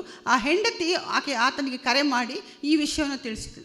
When he heard the news, he took another boat and he went across the Atlantic. ಆ ವಿಷಯ ತಿಳಿಸಿದ್ದಂಗೆ ಆತನು ಇನ್ನೊಂದು ದೋಣಿಯನ್ನು ತೆಗೆದುಕೊಂಡು ಅವರ ಸ್ಥಳಕ್ಕೆ ಹೋದ. And when he came to the point where he lost his 4 daughters, he stood there and he sang that song, "When peace like a river attendeth my way." That's in English. ಆತನು ದೋಣಿಯನ್ನು ತೆಗೆದುಕೊಂಡು ಹೋಗಿ 4 ಜನ ಮಕ್ಕಳು ಸತ್ತಂತ ಸ್ಥಳಕ್ಕೆ ಹೋಗಿ ಅಲ್ಲಿ ನಿಂತು ಆತನು ಹಾಡಿದನು. ಈ ಇಂಗ್ಲಿಷ್ನಲ್ಲಿ ಒಂದು ಹಾಡುಂಟು. ಆ ಶಾಂತಿ, ಆ ಒಂದು ನದಿಯ ರೀತಿಯಲ್ಲಿ ಬರುವಂತ ಶಾಂತಿ, ಸಮಾಧಾನ. When sorrows like sea billows roll. ಸಮುದ್ರದ ರೀತಿ ಇರುವಂತ ದುಃಖವು ಅದು ಓಡಿಸುತ್ತದೆ. Whatever my lot thou hast taught me to say. ಏನೇ ಆ ಸಂದರ್ಭಗಳು ಜೀವನದಲ್ಲಿ ಬಂದರೂ ಕೂಡ ದೇವರು ನನಗೆ ಏನು ಕಲಿಸಿದ್ದಾನೆ ಅಂದರೆ, it is well. ಅದು ಒಳ್ಳೆಯದು. You see, ನೋಡಿ, the blessing in that song, even today, it is in all of our English hymnals. ಹೌದು, ಇವತ್ತಿಗೂ ಕೂಡ ಆ ಇಂಗ್ಲಿಷ್ ಹಾಡು ಎಲ್ಲ ಕಡೆ ಉಂಟು. And we all sing it. If you go to an English assembly, you will see it. It's sung so beautifully. ಮತ್ತು ಬಹಳ ಒಂದು ನಮಗೆ ಆದರಣೆಯನ್ನು ಕೊಡುವಂತ ಹಾಡು. You know, the song that came out of pain. ಆ ಒಂದು ಹಾಡು ಬಹಳ ನೋವಿನಿಂದ ಬಂದಿದೆ. So my dear sisters, there are many more examples even in the Bible, but keep singing. ಆದ್ದರಿಂದ ಸಹೋದರಿಯರೇ, ಸತ್ಯದಲ್ಲಿ ಕೂಡ ಅನೇಕ ದೃಷ್ಟಾಂತಗಳಿವೆ. ಹಾಗಾಗಿ ನಾವು ಯಾವಾಗಲೂ ಹಾಡುವಂತರಾಗಿರಬೇಕು. There is power in it. ಅದರಲ್ಲಿ ಶಕ್ತಿ ಉಂಟು. Don't think that God won't do it. God hears, God knows, God sees our heart. ದೇವರು ನಾವು ನೋವಿನಿಂದ, ದುಃಖದಿಂದ, ಕಷ್ಟದಿಂದ ನಾವು ಹಾಡುವಾಗ ಅದನ್ನು ಗಮನಿಸುತ್ತಾನೆ, ಅದನ್ನು ಕೇಳಿಸ್ಕೊಳ್ತಾನೆ, ಅದಕ್ಕೆ ಸದುತ್ತರವನ್ನು ಕೂಡ ದಯಪಾಲಿಸ್ತಾನೆ. Okay, we'll go to the third one. ಹಾಗಾಗಿ ನಾವು ಮುಂದಕ್ಕೆ ಹೋಗೋಣ. And the third one says, giving thanks always to the Father for everything through Jesus Christ. ಕೃತಜ್ಞತಾ ಸ್ತುತಿಯನ್ನು ಮಾಡುತ್ತಾ ಎಲ್ಲದರಲ್ಲೂ ಕರ್ತನಾದ ಯೇಸು ಸ್ವಾಮಿಗೆ ನಾವು ಮಹಿಮೆಯನ್ನು ಸಲ್ಲುವಂಥದ್ದು.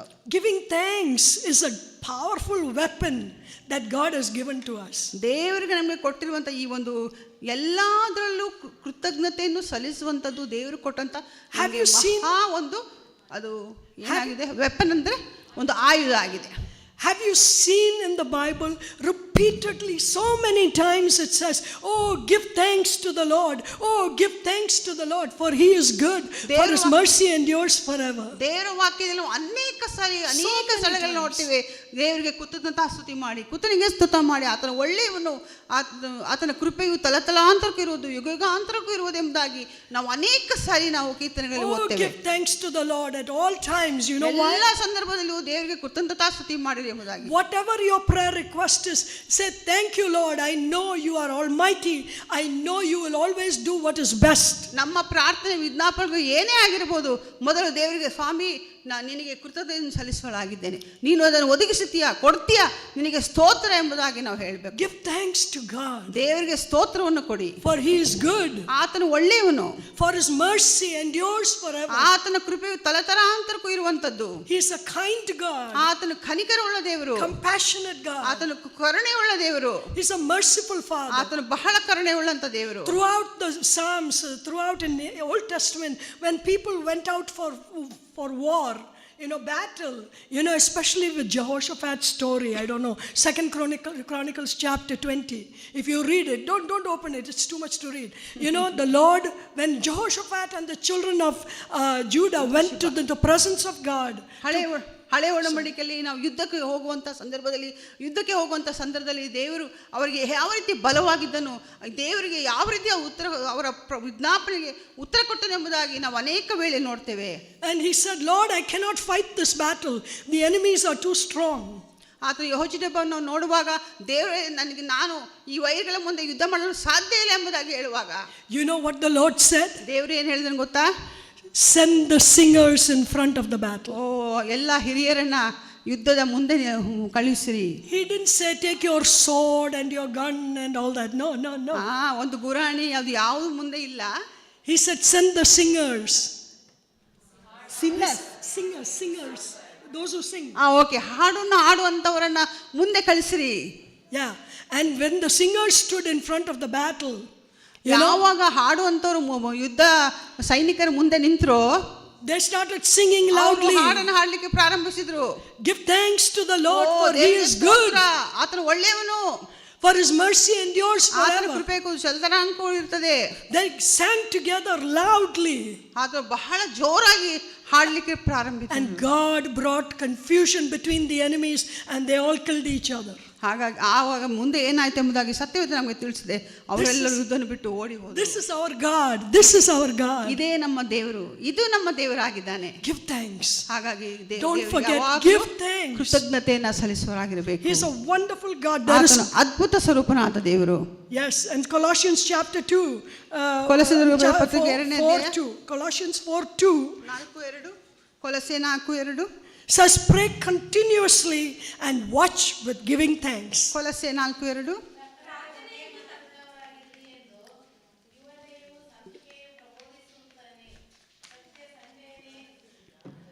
ಮಾಡಮ್ಮ.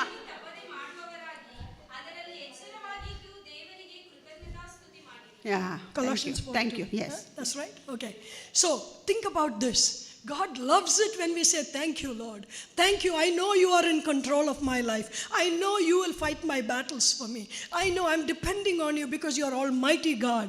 When you say, thank you, God cannot sit quietly. ನಾವು ದೇವರಿಗೆ ಯಾವಾಗ ಸ್ತೋತ್ರ ಸಲ್ಲಿಸುತ್ತಾ, ಕೃತಜ್ಞತೆ ಸಲ್ಲಿಸುತ್ತಾ, ಸ್ವಾಮಿ ನೀನು ಮಾಡುತ್ತಿ, ನೀನು ಮಾಡೋಕ್ಕೆ ಶಕ್ತನು, ನೀನು ಮಾಡುವನಾಗಿದ್ದೀಯ ಸ್ವಾಮಿ ಎಂಬುದಾಗಿ ನಂಬಿ ನಾವು ಸ್ತೋತ್ರ ಸಲ್ಲಿಸುತ್ತಾ ಬೇಡುವಾಗ ಆತನು ಸುಮ್ಮನೆ ಕೂರುವಂತ ದೇವರಲ್ಲ. ಆತನು ಖಂಡಿತವಾಗಿ ನಮಗೆ He will act on our behalf. ಆತನು ನಮ್ಮ ಪರವಾಗಿ ಆತನು ಸಹಾಯ ಮಾಡುವನಾಗಿದ್ದಾನೆ. When your children come and say thank you mommy, thank you mommy, ನಮ್ಮ ಮಕ್ಕಳು ಬಂದು ನಮಗೆ ಥ್ಯಾಂಕ್ ಯು ಮಮ್ಮಿ ಅಂತ ಹೇಳುವಾಗ, you're so sweet mommy, thank you, ನೀವು ಬಹಳ ಒಳ್ಳೆಯವರು ಮಮ್ಮಿ, ತುಂಬಾ ಥ್ಯಾಂಕ್ಸ್ ಅಂತ ಹೇಳ್ಬೇಕಾದ್ರೆ how do you feel? ನಿಮ್ಗೆ ಹೆಂಗ್ ಅನ್ಸುತ್ತೆ? Don't you feel good? Santhosh ಆಗುತ್ತಲ್ವಾ? It's exactly like that. ಅದೇ ತರನೇ when we say thank you Lord, thank you for all that you have done for me. He is so happy. He wants to do more. ನಮ್ಮ ಕರ್ತನೆ ನಿನಗೆ ಸ್ತೋತ್ರ, ನೀನು ಮಾಡಿದಂಥ ಎಲ್ಲ ಸಂಗತಿಗಳಿಗಾಗಿ ಸ್ತೋತ್ರ, ನೀನು ಮಾಡ್ತೀವಿ ಸ್ವಾಮಿ ಮುಂದೆ ಎಂಬುದಾಗಿ ನಾವು ಕೇಳುವಾಗ ಆತನು ಸಂತೋಷವುಳ್ಳವನಾಗಿ ತಕ್ಕ ಸಮಯದಲ್ಲಿ ಆತ ನಮಗೆ ಎಲ್ಲವನ್ನು ಒದಗಿಸುವವನಾಗಿದ್ದಾನೆ. Now we come to the fourth and ಈಗ ನಾವು 4ನೇ ವಿಷಯಕ್ಕೆ ಬರೋಣ. What is that? 4ನೇ ವಿಷಯ ಏನಾಗಿದೆ? ಓದಮ್ಮ. Submit. Did I say the right word? Yeah Submit. Oh, submission is hard. Submission ಅಂದರೆ Submission is hard, right? Submission ಅಂದರೆ ಏನು ಹೇಳ್ಬೋದು ನಿಮ್ಗೆ ಗೊತ್ತಾ? ಹೇಳಿ ಯಾರಾದರೂ. I don't know here. ಅಧೀನರಾಗುವಂಥದ್ದು, ಒಪ್ಪಿಸಿಕೊಡುವಂಥದ್ದು. ಸಬ್ಮಿಟಿಂಗ್, ನಾವು ಒಪ್ಪಿಸಿಕೊಡುವಂಥದ್ದು, ಅಧೀನರಾಗುವಂಥದ್ದು, You know, ಸಮರ್ಪಿಸಿಕೊಳ್ಳುವಂಥದ್ದು, ಅಧೀನತೆ. that is right? Yes. Okay, good. So, you know, I don't know about here, but in America, submission is not easy. ನನಗೆ ಇಲ್ಲಿ ಹೇಗೋ ಗೊತ್ತಿಲ್ಲ, ಇಂಡಿಯಾದಲ್ಲಿ. ಅಮೇರಿಕಾದಲ್ಲಿ ಸಬ್ಮಿಷನ್, ವಿಧೇಯತೆ, ಅಧೀನತೆ ಭಾಳ ಕಷ್ಟ. People think, what? Submit? What? Am I a loser? Am I so weak that I should submit? ನಾನು ಅಷ್ಟು ಬಲಹೀನನಾ ನಾನು ಅಧೀನನಾಗಲಿಕ್ಕೆ? These are the questions they say, ask, you know. ಈ ಎಲ್ಲ ಪ್ರಶ್ನೆಗಳು ಅಲ್ಲಿ ಬರ್ತವೆ. But I'll tell you something. Bible says submission is not for weak people. Bible says submission is not for weak people. ನಾನು ಒಂದು ವಿಷಯ ಹೇಳ, ದೇವರ ವಾಕ್ಯ ಹೇಳುವಂಥದ್ದು ಅಧೀನತೆಯು ಬಲಹೀನ ಆದವರಿಗಲ್ಲ. ಅಲ್ಲ, submission is for strong people. ಅಧೀನರಾಗುವಂಥದ್ದು ಬಲವಂತವರಿಗೆ, ಬಲವುಳ್ಳವರಿಗೆ, ಶಕ್ತಿಶಾಲಿಯರಿಗೆ. I will give you biblical examples for that. ಆಧ್ಯಾತ್ಮಿಕ ಒಂದು ಉದಾಹರಣೆ ನಿಮಗೆ ಕೊಡ್ತೇನೆ. So sisters, when we are asked to submit, because the next verse says, wives submit to your husband. Right? ಮುಂದಿನ ನಾವು ಹೇಳ್ತೇವೆ, It's not easy. ಗಂಡಂದ್ರಿಗೆ ಅಧೀನರಾಗಿರುವಂಥದ್ದು ಯಾಕೆ ಇವತ್ತು ಸುಲಭ ಅಲ್ಲ. But God is telling us to do that. ದೇವರು ಹೇಳ್ತಾ ಇದ್ದಾನೆ ಆ ರೀತಿಯಾಗಿ ಮಾಡ್ಲಿಕ್ಕೆ. When Hagar ran away from her mistress, what did the angel of the Lord tell her? Go back to your mistress and submit to her. ಹಾಗಾದ್ರು ಓಡಿ ಹೋದಾಗ ಏನು ಹೇಳ್ತಲ್ಲ ಅವರು ಹಾಗಾರಲ್ಲಿಗೆ? ಹೋಗು ನಿನ್ನ ಯಜಮಾನಿಯೊಟ್ಟಿಗೆ ತಗ್ಗಿಸಿಕೊಂಡು ವಿಧೇಯರಾಗಿ ಜೀವಿಸು ಅಂತ. And because of that, Hagar's life was blessed. She had Ishmael and then all the other stories you read about. ಆಮೇಲೆ ಇಷ್ಮಾಯೇಲ್ ಹುಟ್ಟಿದನು, ಅದು ಮುಂದಿನ ಎಲ್ಲ ಕಥೆಯನ್ನು ನಾವು ದೇವರ ವಾಕ್ಯದಲ್ಲಿ ಓದ್ತೇವೆ. That's not a big story. I'm going to tell you bigger stories than that from the Bible. ಅದಕ್ಕಿಂತ ಇನ್ನು ದೊಡ್ಡದಾದ ಒಂದು ಕಥೆ ನಿಮಗೆ ಹೇಳ್ತೇನೆ ನಾನು. So you see, it takes strength and courage to submit. ನೋಡಿ, ಒಂದು ಅಧೀನತೆಗೆ ಒಳಗಾಗಬೇಕು ಮಾಡುವಾಗ ನಮಗೆ ಬಲ ಬೇಕು, ಶಕ್ತಿ ಬೇಕು. Yeah.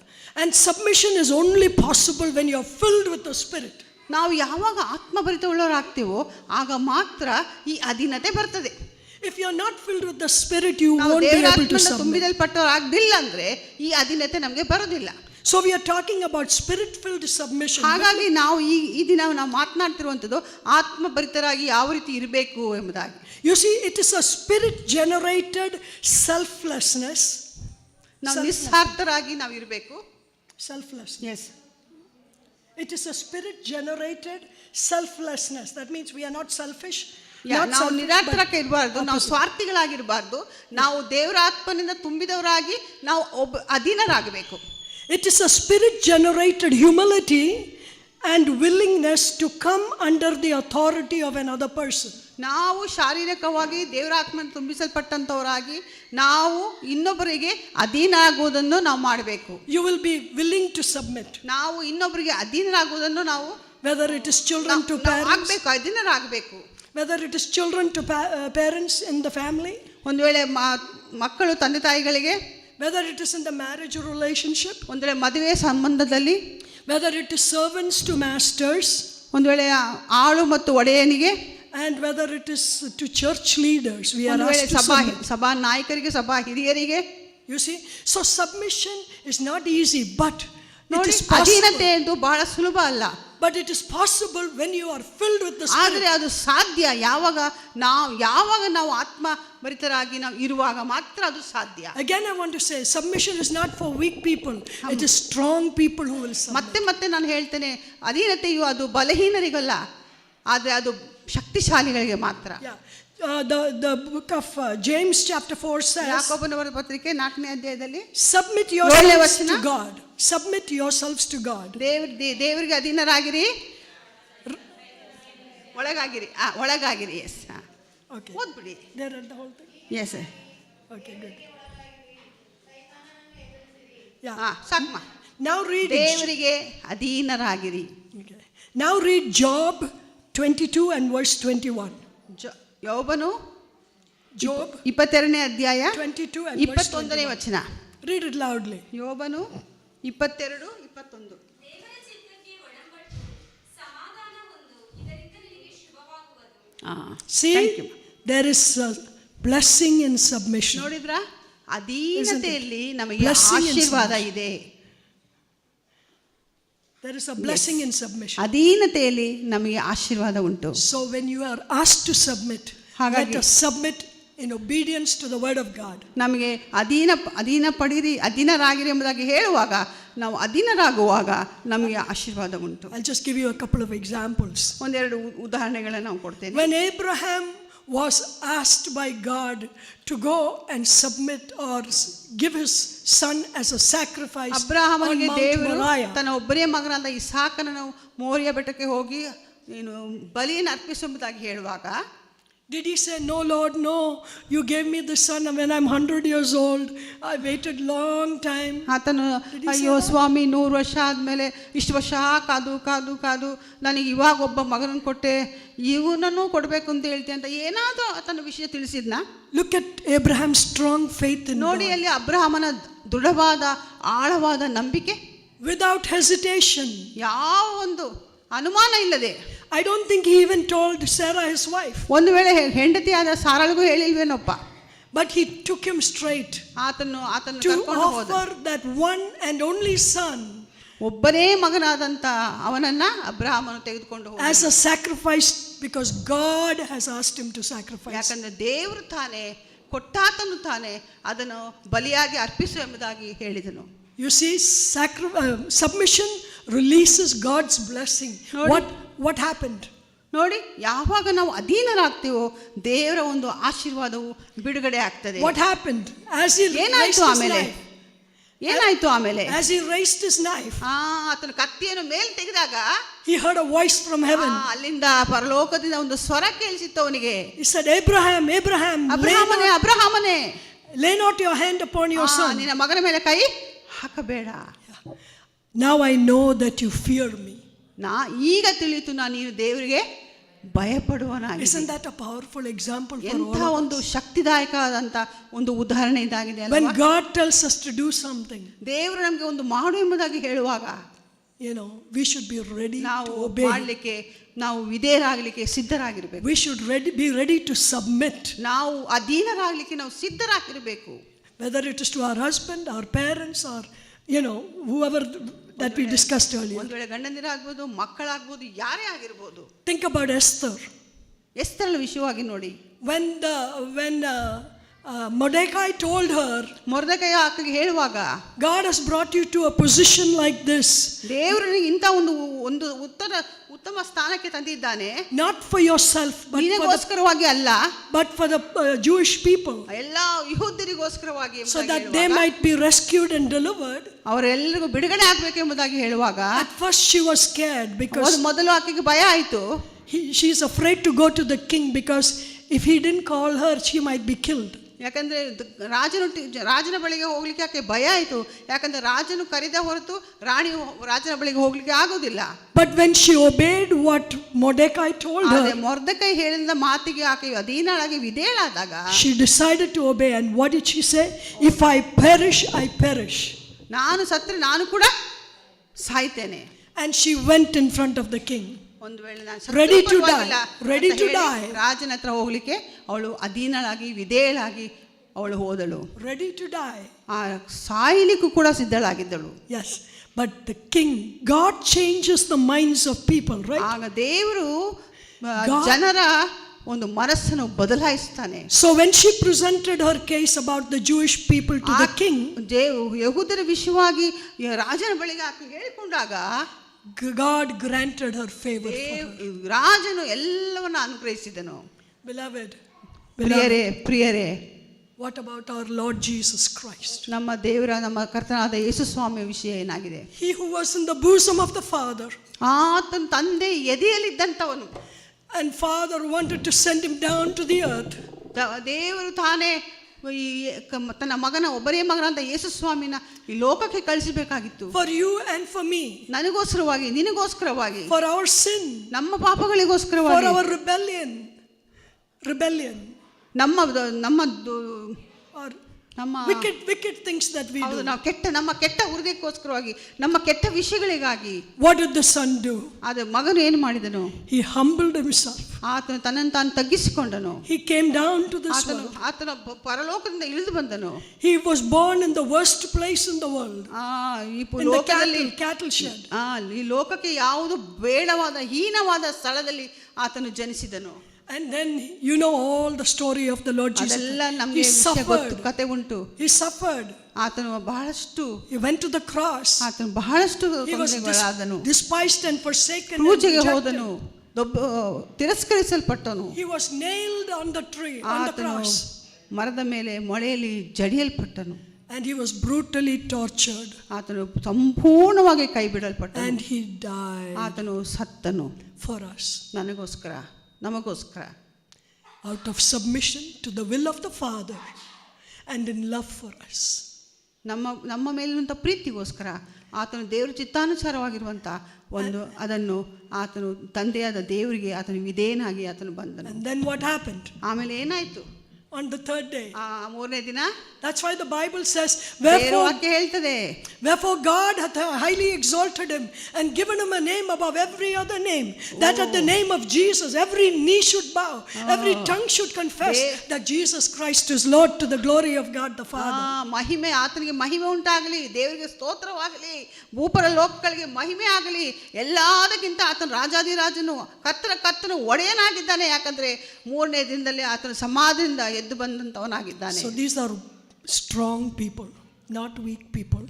Abraham, Esther, ಅಬ್ರಹಾಮ್ ಆಗ್ಬೋದು, ಎಸ್ತರ್ ಆಗ್ಬೋದು, ಇವರೆಲ್ಲರೂ ಅವರು ಬಲಹೀನರಾಗಿರಲಿಲ್ಲ. ಅವರು ಬಲವಂತರು, ಶಕ್ತಿಶಾಲಿಗಳಾಗಿ ಅಧೀನರಾದಾಗ ಅವರು ದೇವರ ಆಶೀರ್ವಾದವನ್ನು ಹೊಂದಿದರು. All of them submitted. ಎಲ್ಲರೂ ಅವರು ಅಧೀನರಾದರು, ಅವರು ಒಪ್ಪಿಸಿಕೊಟ್ರು. And God blessed them. ದೇವರು ಅವರನ್ನ ಆಶೀರ್ವದಿಸಿದನು. God bless you all. ದೇವರು ನಮ್ಮನ್ನು, ನಿಮ್ಮನ್ನು ಕೂಡ My humble plea and prayer. ನನ್ನ ಒಂದು ಪ್ರಾರ್ಥನೆ ಏನಾಗಿದೆ ಅಂದರೆ, this message ಈ ಒಂದು ಸಂದೇಶವು of being filled in the Spirit. ನಾವು ದೇವರ ಆತ್ಮನಿಂದ ನಾವು ತುಂಬಿಸಲ್ಪಟ್ಟವರಾಗಬೇಕು. Remember, ask God to help you to be able to be filled by the Spirit constantly in every stage of your life. ನಮ್ಮ ಆತ್ಮೀಯ ಜೀವನದ ಪರ್ಯಂತರ ಉದ್ದಕ್ಕೂ, every situation, ಯಾವಾಗಲೂ ಎಲ್ಲ ಸಂದರ್ಭಗಳಲ್ಲಿಯೂ ದೇವರ ಆತ್ಮ ತುಂಬಿಸಲ್ಪಟ್ಟವರಾಗಿ ನಾವು ಜೀವಿಸಬೇಕೆಂಬುದಾಗಿ ಈ ದಿನದ ಸಂದೇಶ. I hope you will go from here with a commitment and a determination in your heart. ನಾನು ನೆನೆಸ್ತೇನೆ, ನೀವು ಇಲ್ಲಿಂದ ಹೋಗುವಾಗ ಒಂದು ದೊಡ್ಡ ತೀರ್ಮಾನವನ್ನು ಮಾಡಿಕೊಂಡು ನೀವು ಇದನ್ನು ಮಾಡ್ತೀರಾ ಎಂಬುದಾಗಿ ನಂಬುತ್ತೇನೆ. Remember speaking. ನೋಡಿ, ನೆನಪು ಮಾಡಿಕೊಳ್ಳಿ, ಪ್ರೀತಿಯಿಂದ ಮಾತನಾಡುವಂಥದ್ದು, psalms and hymns and ಕೀರ್ತನೆಗಳಿಂದ ಹಾಡುವಂಥದ್ದು, singing, ಹಾಡುವಂಥದ್ದು, songs unto the Lord, making music unto the Lord. ಯಾವಾಗಲೂ ಕರ್ತನಿಗೆ ಸ್ತೋತ್ರ ಸಲ್ಲಿಸುವಂಥದ್ದು. The third one is giving thanks to God the Father. ಕೃತಜ್ಞತೆ ಉಳ್ಳವರಾಗಿರುವಂಥದ್ದು. And the fourth one is submitting to one another. ನಾಲ್ಕನೇದಾಗಿ ಒಬ್ಬರಿಗೊಬ್ಬರಿಗೆ ನಾವು This is what ಅಧೀನರಾಗುವಂಥದ್ದು. This is exactly what is called being filled by the Spirit. ಇದೇ ನಾವು ಇದನ್ನೆಲ್ಲ ಮಾಡಲಿಕ್ಕೆ ನಾವು ಶಕ್ತರು ಯಾವಾಗ ಆಗ್ತೇವೆ ಅಂದ್ರೆ, ಯಾವಾಗ ನಾವು ಆತ್ಮದಿಂದ ತುಂಬಿಸಲ್ಪಟ್ಟವರಾಗ್ತೇವೆ. When you're filled by the Spirit and you do these things by the power and enabling grace of God.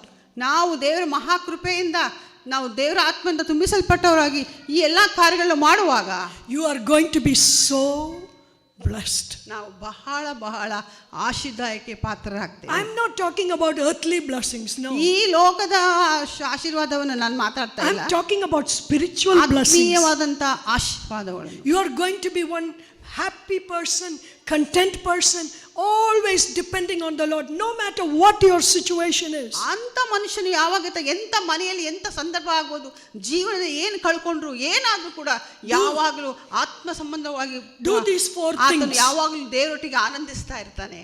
Do these four things. ಈ 4 ವಿಷಯಗಳನ್ನ ನಾವು ಮಾಡ್ತಾರೆ. Don't forget, it's not easy. ಮರಿಬೇಡ್ರಿ. But it won't, I mean, it's only 4 things. 4 ಮಾತ್ರ. I hope it will stay in your mind. ಇದು ನಿಮ್ಮ ಮನಸ್ಸಿನಲ್ಲಿ ಉಳಿದಿದೆ ಎಂಬುದಾಗಿದೆ. God be with you and God use you and God bless you greatly. Thank you for listening to me. ದೇವರು ನಿಮ್ಮನ್ನು ಆಶೀರ್ವದಿಸಲಿ, ಬಲಪಡಿಸಲಿ. ಕೇಳಿದ ವಾಕ್ಯ ಭಾಗಗಳನ್ನು